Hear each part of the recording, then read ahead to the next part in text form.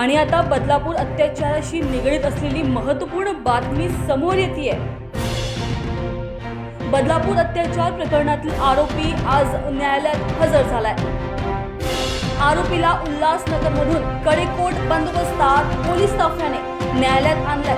गेल्या वेळी आरोपीला 25 तारखेपर्यंत पोलीस कोठडी सुनावण्यात आली होती, ती आज संपत आहे। कोर्टाने आरोपी अक्षय शिंदे याला 14 दिवसांची न्यायालयीन कोठडी सुनावली आहे। शाळेचे अध्यक्ष, मुख्याध्यापक आणि सचिव हे देखील आरोपी करण्यात आलेले आहेत। कोर्टामध्ये एनसीआर झालेला आहे आरोपीला आणि त्याच्यामध्ये 3 आरोपी त्यांना पाहिजेत।